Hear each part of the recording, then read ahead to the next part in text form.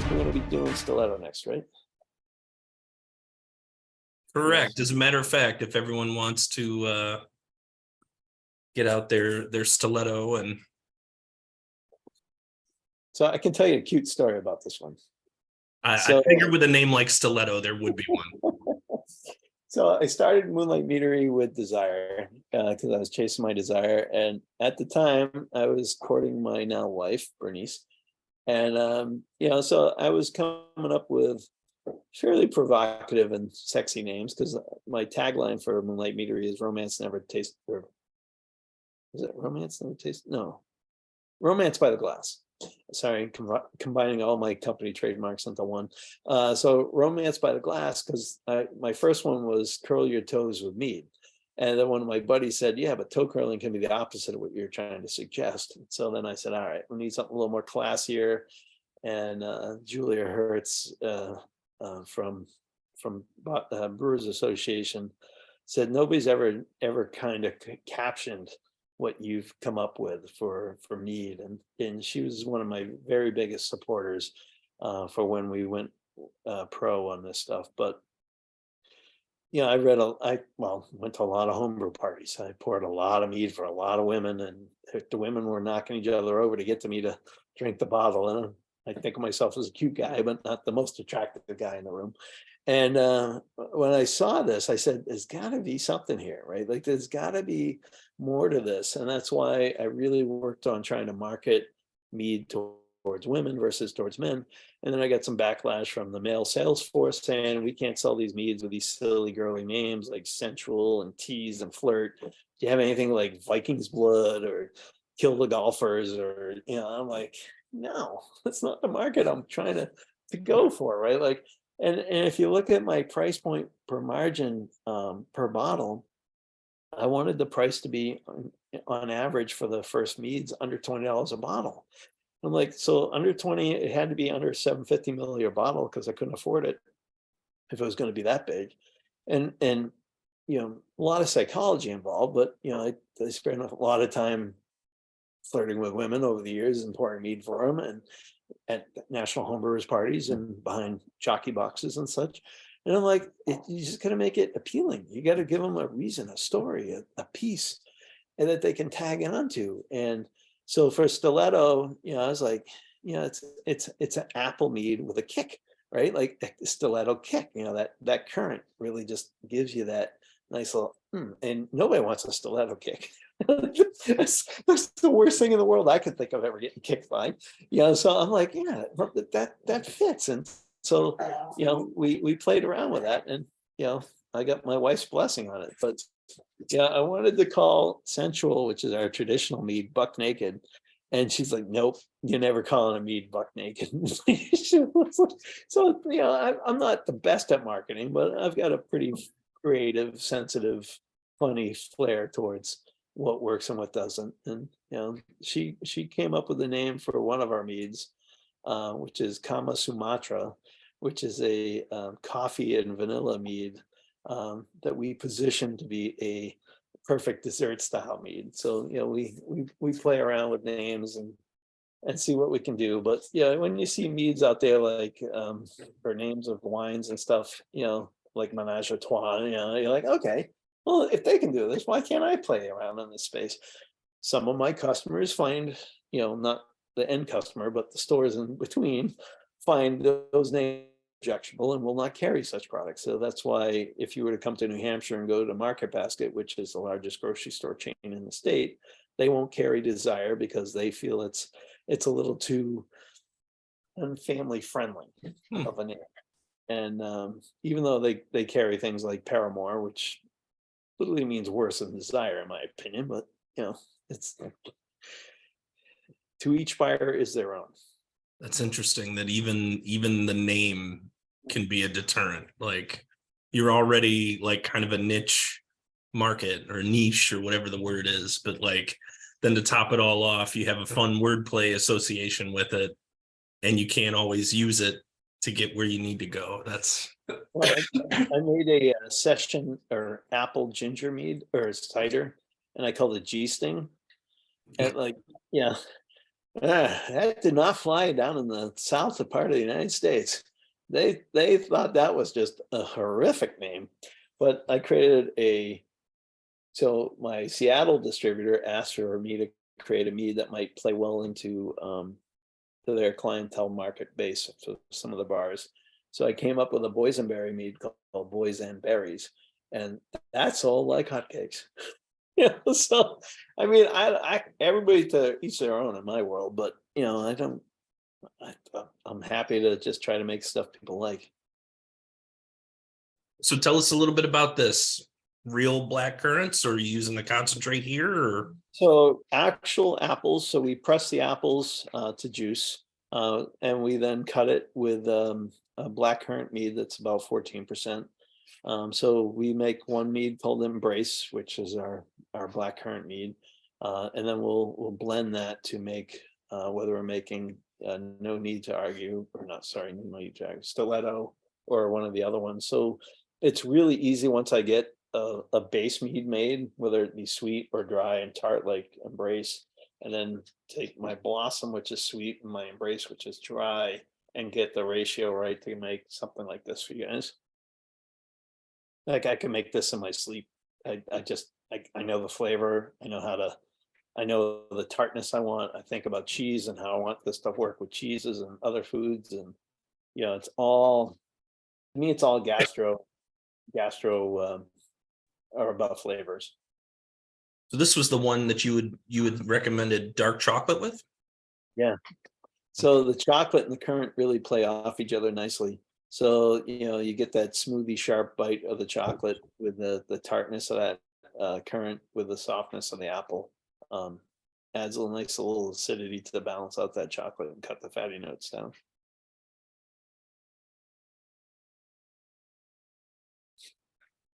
Just catching up on some of these comments.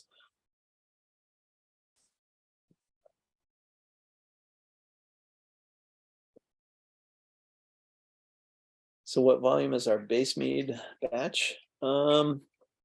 Typical batch sizes for us are about 1,000 gallons up to 3,100 gallons. And it depends, the smallest batch sizes I still make 6 gallons. So if I'm making something for our lunar society, that's something pretty small in there. Might be a 60-gallon batch, depending on how much I want to make and what I want to do with it and how long I want to age it. But typical batch size between about 1,000 gallons. Which takes 2 drums of, well, if that's got concentrate in it, 2 drums of concentrate, so about 110 gallons or 610 gallons worth of juice. And then, the rest is honey and water. Most of my meads start off at 32 bricks, so 32% sugar. Some, like I made with Satipaja out of Norway, those are around 42 bricks, so 42% sugar. They're sweet meads, and they are monsters. They're 16, 17%. Most of the yeast we use is Lavalin 71B. It's a white wine yeast. Really likes nutrients, so you have to really kind of take care of your mead and staggered dose your nutrients to give it what it wants. Temperature control is critical. We ferment at 67 degrees Fahrenheit.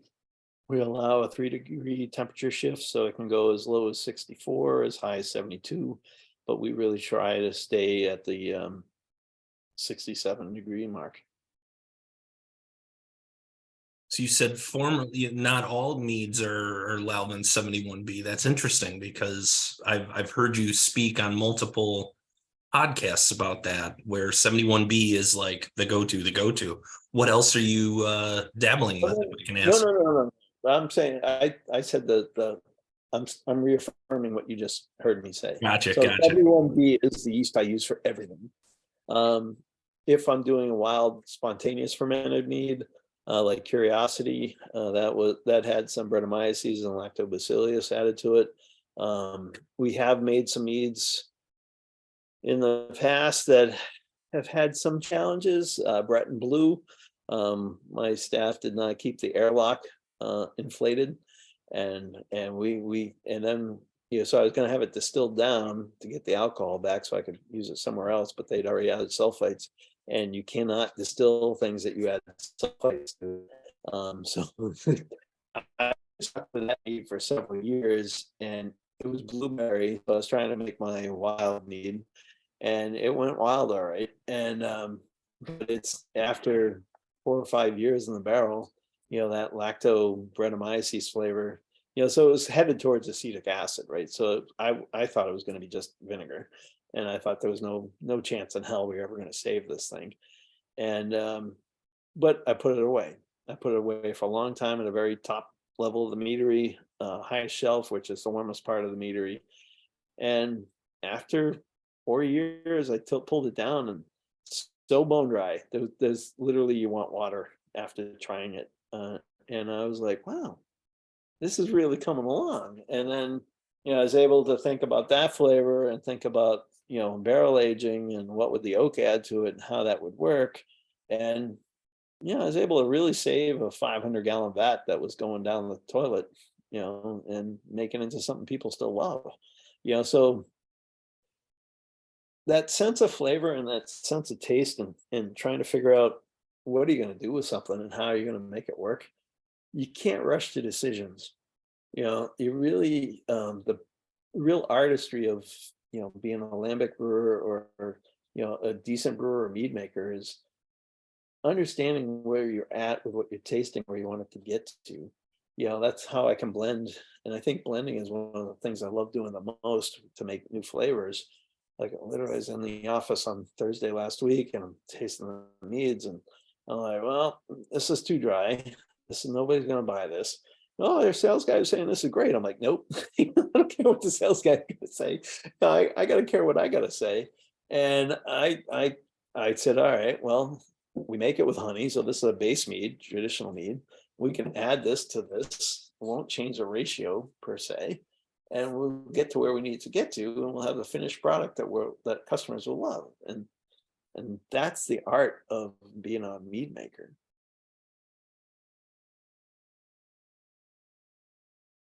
How long have you been making this one? Stiletto, 13 years. It's popular. It's really so the one mead I've made, I haven't made it since 2012. So it's called Deviant. It's an apple and ginger mead. So Bernice was buying a lot of Angry Orchard hard cider back then. And I said, I can make something like this. So I ended up making a 500-gallon vat of this apple ginger mead. And she gave up on apple and ginger as a concept she loved. And I got 5,000 bottles. What do you mean you're giving up on stuff? I'm like, I'm doing this because I love you. And she's just like, no, it's not for me anymore. And I'm like, so I still have bottles of this, and it's now 11 years old, and the bottle, super crystal clear, beautiful apple notes, ginger still pops on the flavor. And I'm like, but it's old labels now. It's my old logo. It's everything, so it's such a different, it's interesting to see how mead can evolve over time and how, everything changes. To say the questions are reeling in from the chat Yeah, here. I'm reading the M&M one. I was just trying to keep up. So Kurt's apple pie is overall our bestseller, at least on profitability. Well, actually, probably Utopian for profit, but it's not easy to get everybody to spend $250 on a bottle of mead. But when they do, they do. Yeah, Utopian. Wow. Yeah, that's the beer itself is rare. So I mean, to make a mead off of it's got to be even rarer. Well, we got contacted by Samuel Adams, and they wanted me to give up selling that mead. And I said, well, I reached out to you guys before I even started making this, and I got this letter back from your marketing department that said I was free and clear to go ahead with this, because I wanted to make sure. I mean, I consider, Boston Beer Company is the icon of why I got into home brewing. And so they're like, oh, can you send us those emails? And I did. Like, oh, okay, well, let's put a mutual consent agreement in place. So I can't make a beer called Utopias, and they won't make a mead called Utopian. and we've agreed not to sue each other and go on our merry way. But they have not given me any more barrels since then. But I still consider Jim Cook and Jennifer Glanville and a lot of the people at Samuel Adams as mentors that have really been helpful to many a craft brewer and mead maker in the country. So certainly not trying to step on any toes there, but they've been very generous for us. But we did have one customer buy 4 bottles the other night, so I was pretty happy to show my staff how to sell 4 bottles of Utopian in my little restaurant.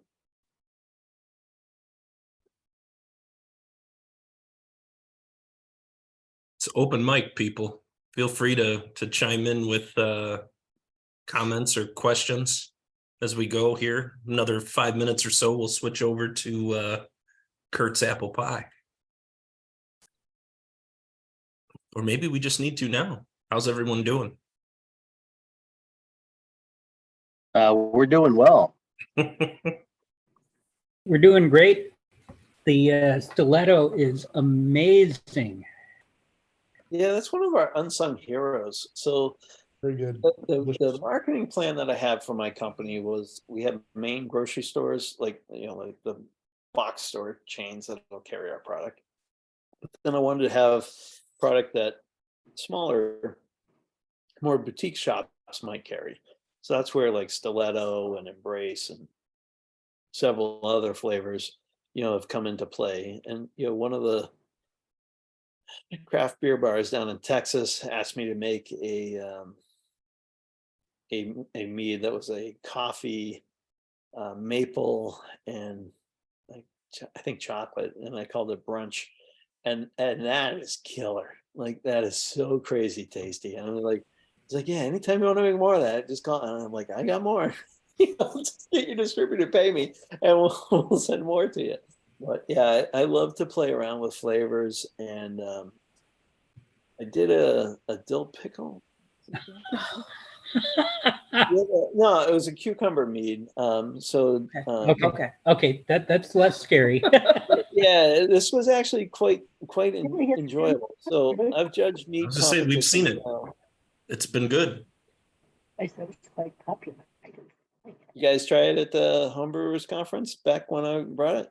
I brought some once. We actually have a local mead maker in the area that has made he calls it Dilly Dilly, and it's wonderful. Like it's fantastic. Yeah, this was I think John Davis out of Colorado gave me that. He won a competition, and I offered to make it commercial. And the cucumber, it just really rocks the honey flavor. Cucumber, I don't know about the dill pickle. But I've always been threatening to make I want to do like a tomato, like almost like a salsa style mead.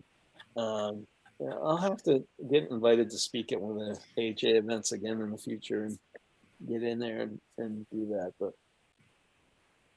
I don't know, they think I promote myself too much these days. So.